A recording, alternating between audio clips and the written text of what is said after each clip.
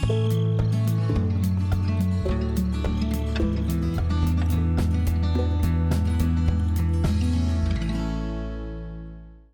everyone, welcome to Beskidy app Farming Simulator 13, made by Seba. And again, I hope I'm pronouncing the map author's name correctly. There's our grandpa still looking on to make sure we are doing what we need to do to take care of his legacy. We have actually finished our harvest. I've put the combine away in the shed for the coming year. And the trailer we have here, we have a cultivator set up, which will get going in the field shortly. But before we do that, we have a number of bales to pick up. And for that purpose, I have a trailer out here in the field. Now, you'll notice that all the bales of the field are kind of plopped here in a pile. And the reason they're here is I came in here previously. I was experimenting with the trailer, I don't even know what it's called, but I got an auto-loading bale trailer because I am horrible with bale handling, to do it the right way, the way we'd have to do it in real life. So I'm being a little bit lazy, getting some help to pick it up. But you know what? I don't think I'm alone. So this particular trailer has, it's pretty handy, and I see in it remnants or the beginnings of, what will later come in 15 and 17, you have these auto-loading trailers. And so I wonder if it's a script, that was kind of carried forward. You can see the key bindings kind of over here that are put here that are really handy. B starts loading and unloading. O unloads. You can toggle the load products, and you'll see at the bottom, clear on the bottom of our screen, there's certain types of, oops, I'm hitting the wrong key. It's X, big bales, round bales, normal bales, small bales, wool pallets. I guess it'll even haul pallets once we get to hauling wool or sheep if we have them. And then there's one that I put in here called small farm pack bales. As it turns out, while it would, and that's why the bales are in a pile here. I took this in game. I just wanted to see if this trailer recognized what the small farm pack bales were. You may recall the baler that I'm using. Let me just go back to the farm real quick. Somewhere over here I have, somewhere, maybe it's on the other side here. I have our baler parked. Oh, well, where is the baler? Yoo-hoo! It's, here it is, right in the weeds, just hiding. It's this little dinky tiny baler. It's cranking out little bales. I probably should have paid a little better attention before I just bought this particular baler. There might have been a better one that worked with this particular trailer to auto pick up the bales. What I learned is it will pick up these bales. I had to make one tiny tweak to the script to get it to do it. But the problem was it just didn't look right, when they were sitting on the trailer. And when you see the results of picking them up here, you may say again, it still doesn't look right. But there was a whole lot of hoopla I had to go through. This took me several hours of some modding work to set this up. So before I go and pick all these up, I don't know if it'd be of interest to anybody. I wanted to at least briefly show how you can take a trailer like this and put a different kind of bale on it or a different kind of object. So for the moment, we'll take a pause here, and I'm going to go to my screen here. Here's the trailer in the editor. And in order to get it into the editor, of course, you need to unzip the mod. It's called AgriLiner Bale I assume this means auto.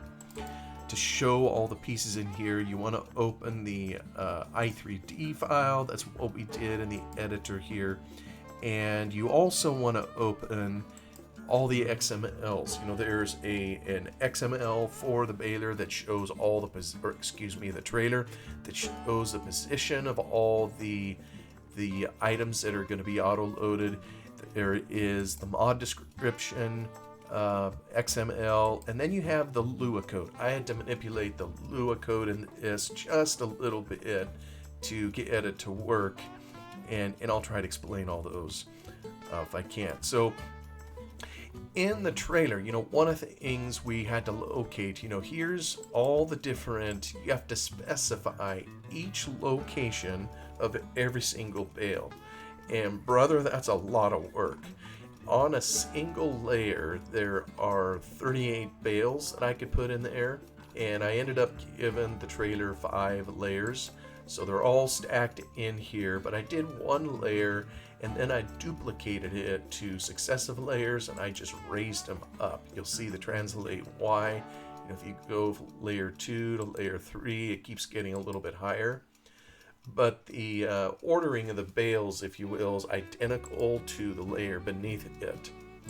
So how to do this, you know, how to figure all the positions, you know, you'll see if you click through these, this is the node, if you will, where it's going to put a particular bale. Well, in order to see kind of what you're doing, what I have to do is I have to import the bale that I'm working on, and this happens to be in the small farm pack, which is also unzipped. So a straw bale, so I just pull in a straw bale, and it's gonna put it down here kind of in some random place, not up where I need it. It drags in a camera. I don't need the camera. I'm gonna delete that, but I'm gonna take the bale and I'm gonna go Control X to remove it from here, and I'm going to put it in my first attacher. And you'll see that where it's sitting is exactly where I want it to sit because I've gone through the effort to do this. Now, inside the attacher, notice translate X, Y, Z, they're all zeros. You don't want to have them any other value. Where you want the movement to be is in the attacher unit itself. You know, if you put all the movement values in here as you move the bale around, then later when you delete the bale object out, when you're done, all those settings are going to be gone. So you want to make sure you put those in the attacher. So when I started doing this, I didn't have any other layer. I didn't even have any of the other attachers. You know, I would do one and then I would duplicate it. I would move it to where I wanted it to be. And then I would have the second position. I would duplicate it, do it again. And actually, I mean, I had to do some notes kind of off screen, if you will. You'll notice, for example, the translate X, I put at 0.83. You'll see translate Y is this ridiculous number here. The reason I rounded it here is just for ease of arithmetic, ease of manipulation. Ditto with the Z value, X and Z. Z goes this way kind of as the mouse is moving. X goes across. So what I did when I placed the second one is I figured out exactly where I wanted it to be, and then I figured out, rounded, it was 0.6 meters, if you will, away from this node over here. So then with a little math, you could get them perfectly in line just by adding 0.6 to the Z value, which is going to come down. So if we look at attacher 102, the next one, you're going to see everything the same. You'll still see the same translate X and Y, but the Z value is going to be 0.85. There it is. And so forth and so on, covering the whole deck. And when I was working on this, I had the whole deck full of bales. And you know, I did one side down the right, then I did an other side on the left, and then I had to fit something in kind of in the middle. And as you'll see, once we take it in game, there are gaps everywhere. Some of this is on purpose because I realize physics are a little wonky in the game, so I wanted to be careful. You know, when you look at these bales and you zoom in, you see all sorts of parts that have nothing to do with the bale. You know, there's these. If you just look at the outline in blue, these are collision points. You know, so someone can pick up the bale, you can jab it in the middle, and it will catch on these collisions, so you're able to pick up these objects. Well, anytime you have a collision object, when it overlaps or touches other collision objects, you know, sparks fly. And I still didn't get it perfect. You know, when we eventually see unloading of this, you'll notice it doesn't drop it in a perfect stack. Probably just no way to do it. But I did the best I could. So suffice it to say, when I had all these bales in here arranged the way that I wanted them, kind of on this trailer, and 38 of them fit in here, and then across the end, I had myself a layer. So then what I did, because I didn't want to do this all night long, is I just duplicated the entire layer and then lifted it up. You know, see, when you create all of these locations, you are creating nodes and spots for bales to be attached. You know, and obviously then once I was happy with where the bales were sitting and I was done, well then what I did is I came through and I deleted all these objects, leaving only the attacher points. This is all that the script needs, which is to tell it where to put the individual bales of a particular size. I suppose I could have left the bale in there. I could have made it non-renderable, made it no collision, so you don't even see it, but that way it could have always been in here. But I don't know, it's just extraneous stuff to have in the mod, so I opted just to delete all that out. But once you build one layer, you can build the next, and the next, and the next. Now, it isn't how you would do it in real life. If you were stacking it in real life, you would cross-tie the bales and all that. But it just takes so long, and it's so tedious. You know, I've described it here just in a couple minutes, but it literally took hours because, you know, somewhere in there I made a blooper, and I had to totally redo the layer. You know, which is kind of a pain in the neck. But oops, I clicked on something there. But it is what it is. So this particular section in here, I didn't even cover this. I made a new transform group here in this area. Now you'll notice the other attacher areas are up here. You could move it up there, but the reason I didn't is because a lot of times these other locations are already called in the XML file.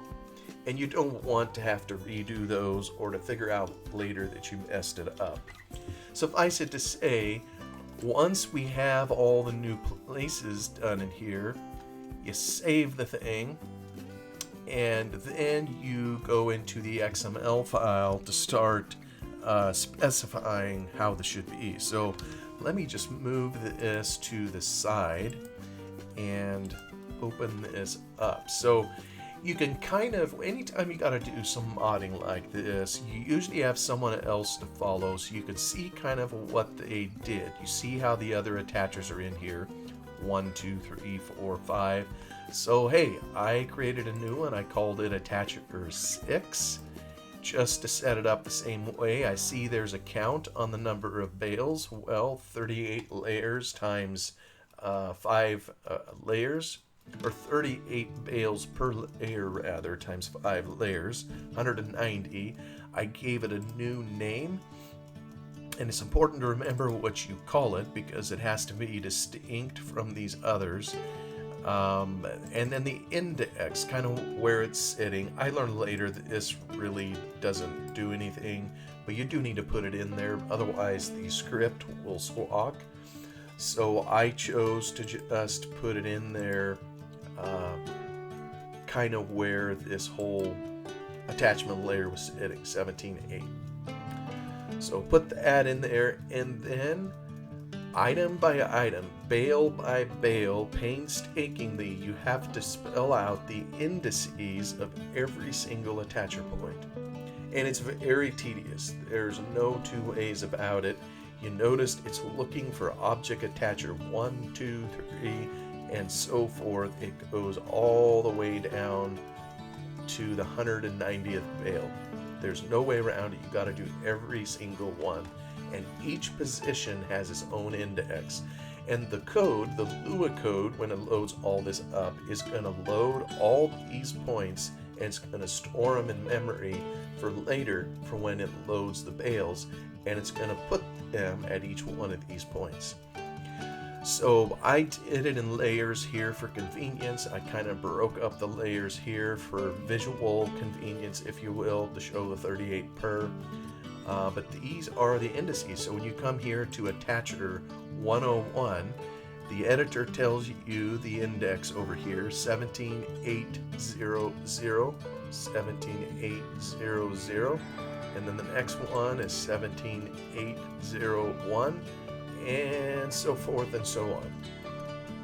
Now you can kind of get into a rhythm and copy paste one layer to another, but you got to be careful and meticulously change. You got to be detailed and careful, but so each one of these indices needs to be changed.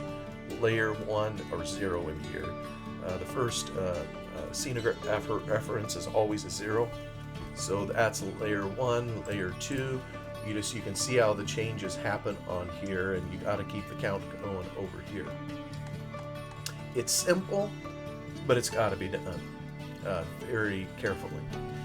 Then I noticed one other thing up here, the attacher parts. This is the number of different types of bales. Previously this was a 5, and so 1, 2, 3, 4, 5 to get to wool pallet. We added a 6th. I changed that number to 6.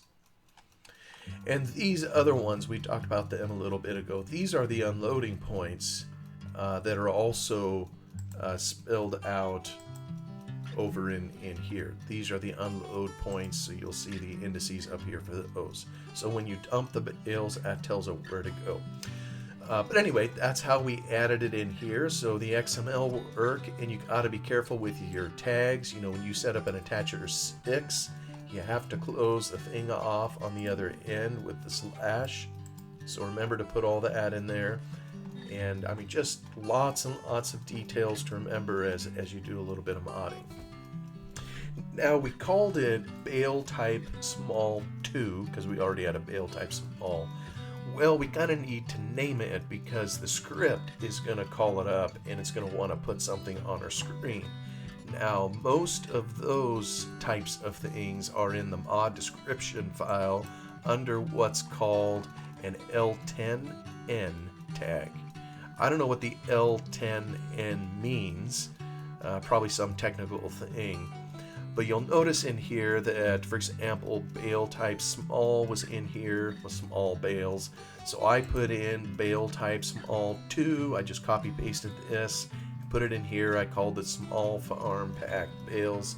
You maybe saw those in game. You gotta call it something so they know what to render it on screen. I could have called it anything I wanted. The tags here, the EN and the DE, those are language tags. EN for English, DE for German. Since this is a Polish app, I probably should be putting in Polish items in there too, but since my game is in English, it would never show me the Polish tags anyways.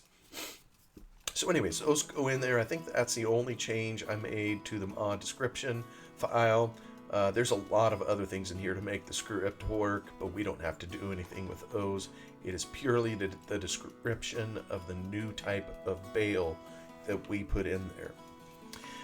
Finally, in the Lua script, it's a pretty simple script, all things considered. It takes up not even 400 lines of code, so it's pretty cool. But I did notice this isn't going to work in a multiplayer environment, which is unfortunate. It's only single player. There's no multiplayer type coding, to communicate between the server computer and the clients that join. So it isn't limited in that regard. But I only had to make a couple tweaks in here to add functionality for this additional bale. I'm trying to remember where all I put it in. I had to study it a little bit to figure out where some was needed. Let me just kind of parse down through here. Here's a change I made. You'll have an input binding that toggles between the bale type. They had self type on trailer equals 5. See, this is a counter, and every time you toggle this, it's going to count 1, 2, 3, and the number 1 refers to a certain type of bale, 2 refers to another type of bale. Well, now that we added another type of bale, this number could no longer be 5. And I don't know why the script author chose to hard key a number. I think it's better coding, although I say this as a non-professional, I think it's better coding if you have a variable in here for the number of parts. Remember this 6 over here that we put in the XML? This tells the code how many different parts there are. So you could add additional parts, 10 or whatever, and you just put 10 up here, and then now it will always know how many, because this is getting the count up here. Whereas if you put a number, then you always got to remember to dive into the code and say, now where was that? Because you'll take it in game and you'll try to toggle to the new type, and it'll never let you have the new type because it'll come up to a maximum number and then it'll just never reach the new one. So I prefer to put in a variable where we can. Now, I think it possibly could have been done even a little bit better, and it sounds like maybe I'm criticizing the guy's code. I mean, what do I know? I'm a novice programmer, but I think that there would be a way to get to the game or the code to count the number of attachers, and so you don't even need to specify a total. Just have it count. Then you can add 100 different kind of attachers, and it will count 100. It'll store it in this variable over here, so you don't even need to remember to specify this number. But I digress. So I put this in here, so it was formerly just a value of 5. Now it will expand to whatever this is over here, so it'll see the new types of bales that we put in there. And then I think I did something. Yeah, this is all standard code. I think that all works with it. But yeah, getting the object in range. There's a function here that determines if a bale is close enough to be picked up. And interestingly, the script author chose 15 meters. So it actually pulls bales from quite a distance away, when it all comes down to it. But in here, it's trying to figure out these objects. See, what it's doing is it is searching items to save, GE current mission items to save. This is where all the dynamic objects of the game are stored. So this is going to be your tractors, your combines, your cultivator, bales, pallets, and so forth. They all end up in this table. So what this is doing is it's going through the entire table, and it's looking for, in this case, bale objects. So down here it's trying to define what these objects look like, and so when your trailer is set up to hold a certain kind of bale, and here's all the bale types specified, and so I had to add, hey, we're looking for the small 2 type bale. So I just copy pasted this code, this else if, because it's going right down through here. If this, else if. So it gets to ours down here, and it's like, what do I want it to look for when it comes to these small bales? You'll notice on some of these others, for example, on a small bale mass, for the tiny bales, and this is the tweak I made in the code to pick them up originally. This small bale mass is a number. I don't know where they got the number, but he put it in here as 0.13093. I don't know if that's 0.13 metric tons. I don't know what that means in the game engine, but it's 0.13093. So the code down here grabs the mass. It's grabbing it here, and then it's as if it is equal to, that's what this means. Then you use the small bales and you pick up the item. Well, these new bales that I was making in game with this John Deere baler, they have less mass than 0.13, what was it at up here? 0.13093. So what I did temporarily is I came in here and said, not just equal, but less than or equal. I just made a tiny little symbol change, less than or equal, and pretty soon it was picking up all those bales. But like I said, kind of at the beginning, it just looked weird. So I changed this back, and that's when I realized I had to do this the hard way and make my own setting. So I added code in here for small bale 2, and I chose to have the code look at what's called a user attribute. It has the node, and I'm looking for is small farm pack bale. That's kind of a mouthful, but this is a true or false value. Now, if I'm going to look for that, I also have to create it. So I go to the small farm pack bale, like here's a straw bale, and I had to add it in here as a value, or as a Boolean value, is small farm pack bale. And so anytime there is ever this kind of a bale in the map, it's going to load this Boolean as part of the root node of the object. And so when I look this up using other code, it's going to see that there's a check mark here, meaning true.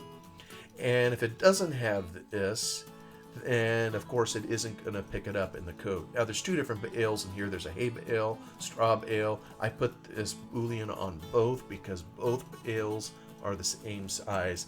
So later, if we are picking up hay bales instead of straw bales, this coding here will still work.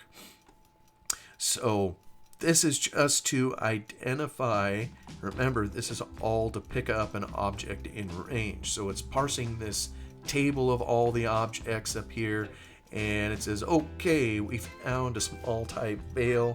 It has the correct Boolean, so it identifies the object, the distance, and so forth. And then there's other code up there that literally relocates the bale from the ground onto a point in the trailer, one of these points over here, and it takes each point in turn until the trailer is all filled up.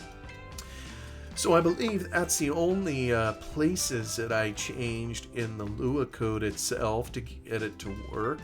And like I say, I think I've covered all the parts. It's quite a few, but once you get them all nailed down, it's very satisfying then, to come in game and to give it a try. Now, I won't say it's satisfying as to how it drops the bales off, because it leaves them in kind of just a mess. But let me see, I am on the small farm bale, so why don't we there we go. Okay, 45 bales out of the field, and that made a short work of it. So by all rights, I should be out here, with a front loader picking all these up. But like I say, I am worthless at bale handling, so I'm going to head over to next field. This trailer's just a wee bit larger. It's trying to pick up still. It's a little large for the map.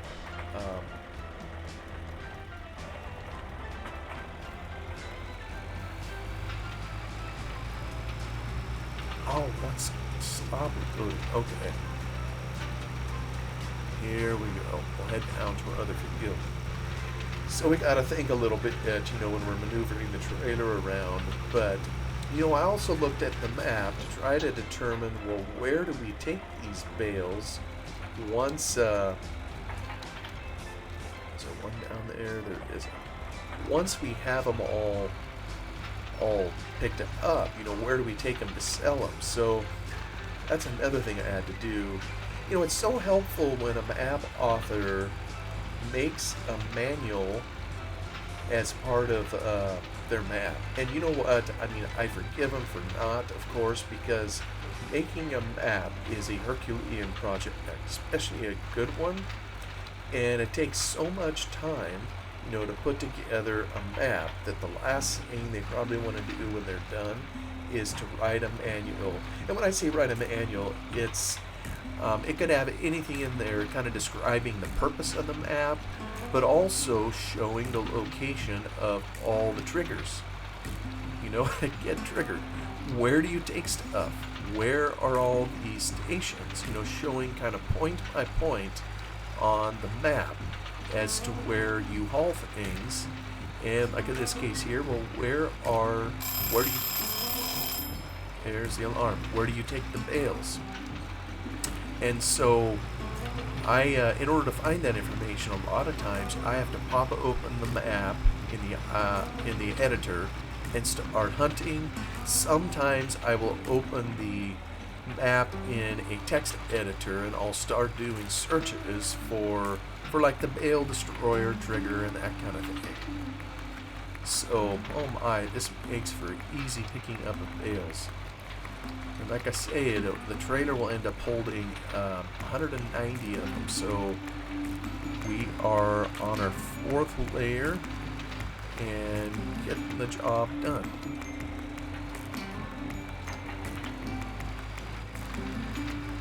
So, but we've already heard the alarm. I realize this was a lot of modding things that we did in this one, but we are almost getting this sucker filled. So maybe what I'll do is finish the layer, and we will take a pause right here and come back in another episode. We are farming away in Poland, and I'm loving this map. We'll talk to you again soon.